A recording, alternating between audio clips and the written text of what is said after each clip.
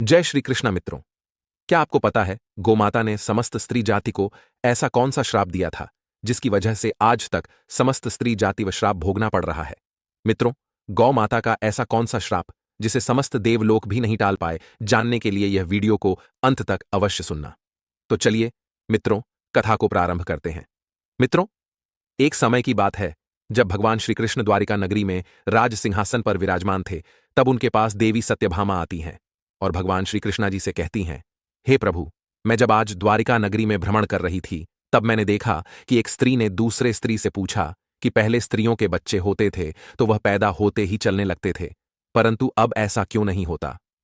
प्रभु, जब मैं यह सुनी तो मेरे मन में एक प्रश्न विचलित हो गया। प्रभु, कृपया करके मुझे इस प्रश्न का उत्तर विस्तार से बताइए, इसीलिए आज मैं आपके पास आई हूं। श्री कृष्ण कहते हैं, हे देवी सत्यभामा, तुम्हारा यह प्रश्न समस्त स्त्री जाति के लिए अत्यंत महत्वपूर्ण है। अगर तुम इस प्रश्न के उत्तर को जानना चाहती हो तो ठीक है, मैं तुम्हें एक कथा के माध्यम से सुनाना चाहता हूं। तुमको इस कथा के माध्यम से पता चल जाएगा कि किस वजह से अब स्त्रियों का बच्चा पैदा होते ही चल नहीं पाता है। तब देवी सत्यभामा कहती है कि हे प्रभु, मैं इस कथा को पूरा सुनूंगी, कृपया आप कथा को सुनाएं। मित्रों, श्री कृष्ण कहते हैं, हे देवी सत्यभामा, एक समय की बात है। एक गांव में मोहन नामक व्यक्ति रहता था। मोहन एक स्वार्थी व्यक्ति था। मोहन के पास में एक गाय थी। वह गाय बहुत दूध देती थी और मोहन उस गाय को हरे भरे चारा खिलाकर उसका दूध निकाल करके उस दूध का बिक्री किया करता था। मोहन गाय का दूध खुद भी पीता था और अपने परिवार वालों को भी पिलाता था। गाय के दूध की वजह से ही मोहन अपने घर को चलाता था। मोहन का समय इसी तरह से व्यतीत हो रहा था।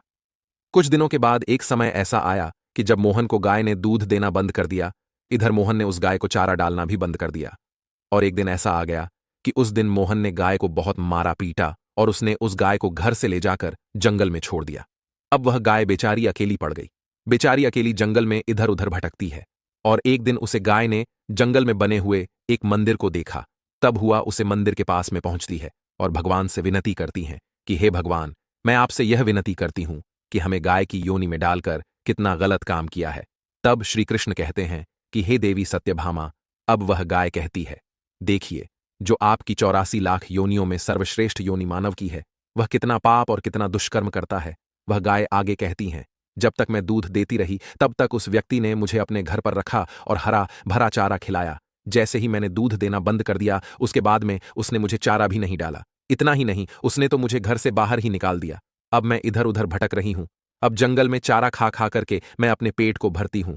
हे भगवान, आपने जो सर्वश्रेष्ठ जाति यानी मनुष्य बनाई है, यह तो कितनी स्वार्थी और लालची जाति है। तब श्री कृष्ण कहते हैं कि हे देवी सत्यभामा, अब धीरे धीरे समय बीत रहा होता है। यहां बेचारी गाय इधर उधर भटक रही थी। जब भी वह गाय मोहन के द्वार पर आ जाती है तो मोहन ने लाठी लेकर के उस गाय को जंगल की तरफ भागा करके आता है।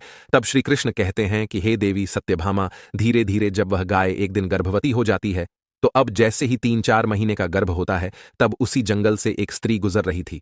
उस स्त्री ने जैसे ही उस गाय को देखा, उसने मन में सोचा कि यह गाय तो गर्भवती है। मैं एक काम करती हूं कि इस गाय को मैं पाल लेती हूं। जब इसका बच्चा हो जाएगा तो यही गाय मुझे दूध देने लगेगी। तब मैं इसका दूध खुद भी पीऊंगी और साथ ही अपने परिवार वालों को भी पिलाऊंगी और बिक्री भी करूंगी। लेकिन जैसे ही वह स्त्री उस गाय को पकड़ने के लिए अपने पति को बुलाने के लिए जाती है और जब तक उसका पति वहां पर आता है तब तक वह गाय वहां से चली जाती है। धीरे धीरे और समय बीता चला जाता है। अब उस गाय के गर्भ होने का समय नजदीक आ गया। तब वह एकांत जंगल में सुरक्षित जगह पर चली जाती है और उस गाय ने एक सुंदर से बछड़े को जन्म दिया।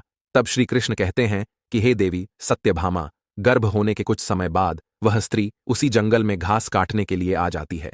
जैसे ही उसने दूर से देखा कि एक गाय ने अपना बच्चा जन्म दिया हुआ है, तब वह स्त्री उसके पास गई और उसने ध्यान से उस गाय को देखा तो बोली कि अरे, यह तो वही गाय है क्योंकि मेरे घर से भाग गई थी। इस गाय ने तो बछड़े को जन्म दे ही दिया। चलो, अच्छा हुआ। वह स्त्री सोचती है, अब मैं इस गाय को पकड़कर अपने घर पर अवश्य ले जाऊंगी। तब वह स्त्री उस गाय के पास से अपने पति को बुलाने के लिए जाने लगती है। तभी गाय ने उसी समय उस स्त्री से कहती है, हे बहन, आज तुम हमारे ऊपर एक कृपा कर दो। यह जो मेरा बच्चा है वह पीछे पड़ा हुआ है। क्या तुम उसे उठाकर के तुम मेरी गर्दन के ऊपर रख दो? मैं अपने बच्चे को लेकर के किसी सुरक्षित जगह पर चली जाऊंगी, क्योंकि यह मेरा बच्चा 8 महीने बाद चलने लायक हो पाएगा।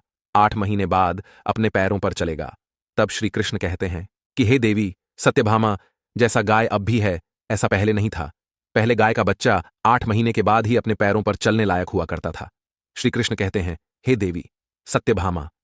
लेकिन जैसे ही उस स्त्री ने गाय की बात सुनी तो बहुत बहुत जोर जोर से हंसने लगी और कहने लगी, तुम्हारा बच्चा इतना गंदा है, इतनी गंदगी में पड़ा है। मैं तुम्हारे बच्चे को उठा करके तुम्हारे कंधे पर क्यों रखूं? मैं तुम्हारे ऊपर यह कृपा क्यों करूं? तब उस स्त्री ने उस गाय का बहुत मजाक बनाया। उस समय गाय बेचारी असहाय थी, वह अपने बच्चे को उठा नहीं सकती थी। तब श्री कृष्ण कहते हैं कि हे देवी सत्यभामा, उसी समय गाय ने दुखी होकर के श्राप दे दिया। उसने श्राप देते हुए कहा कि जाओ, आज तुम्हारा बच्चा जन्म लेने के बाद तुरंत चलने लगता है, लेकिन आज मैं श्राप देती हूं, तुम्हारा बच्चा जन्म लेने के 10 महीने बाद ही अपने पैरों पर चलने लायक होगा। और जो यह मेरा बच्चा आज चल नहीं पा रहा है और यह आज के बाद पैदा होते ही बहुत जल्द अपने पैरों पर चलने लायक हो जाएगा। श्री कृष्ण कहते हैं कि हे देवी सत्यभामा, इसी श्राप के कारण स्त्रियों का बच्चा जन्म लेते ही अपने पैरों पर चल नहीं पाता। मित्रों, सतयुग में सुखदेव पैदा होने के तुरंत बाद ही अपने पैरों पर चलने लगे थे और वेद व्यास भी जन्म लेने के तुरंत ही बाद अपने पैरों पर चलने लगे थे। यह बात तो सतयुग की थी, लेकिन कलयुग में ऐसा नहीं है। कलयुग में बच्चे को अपने पैरों पर चलने के लिए कम से कम 9 से 10 महीने लग जाते। इसका कारण यही है क्योंकि गाय ने समस्त स्त्री जाति को श्राप दे दिया था। उसी दिन से समस्त स्त्रियों के जो भी बच्चे पैदा होते ही चलने लगते थे, उनकी प्रक्रिया वहीं पर रुक गई। गाय के श्राप के कारण ही स्त्री का बच्चा 9 से 10 महीने बाद ही चलने लायक, अपने पैरों पर खड़े होने लायक बन पाता है और गाय का बच्चा उसी दिन से अपने पैरों पर चलने लायक हो जाता है। इसीलिए किसी की आत्मा को कष्ट नहीं देना चाहिए और यही सनातन धर्म का सबसे बड़ा कर्तव्य है। गोस्वामी तुलसीदास ने लिखा है, दूसरे के दुख में दुखी हो जाना, दूसरे के काम आना सबसे बड़ा धर्म माना गया है। मित्रों, इसलिए हमें असहाय पशु की पक्षियों की सहायता करनी चाहिए। गाय के श्राप की वजह से ही जितनी भी पशु पक्षी हैं, उन सबके बच्चे जन्म लेने के तुरंत बाद चलने लग जाते हैं। लेकिन स्त्रियों के बच्चों पर इसका उल्टा प्रभाव पड़ा कि जन्म के तुरंत बाद स्त्री का बच्चा चलने लायक नहीं बन पाता। एक स्त्री की गलती के भक्त कारण आज समस्त मानव जाति की महिलाओं को श्राप भुगतना पड़ रहा है। मित्रों, अगर आपको यह कहानी अच्छी लगी हो तो कमेंट बॉक्स में जय गौ माता अवश्य लिखना और पूजा यथार्थ गीता चैनल पर नए हो तो चैनल को सब्सक्राइब अवश्य करना, ताकि आपको ऐसे ही वीडियो का नोटिफिकेशन सबसे पहले आए। आप सभी का हृदय से धन्यवाद।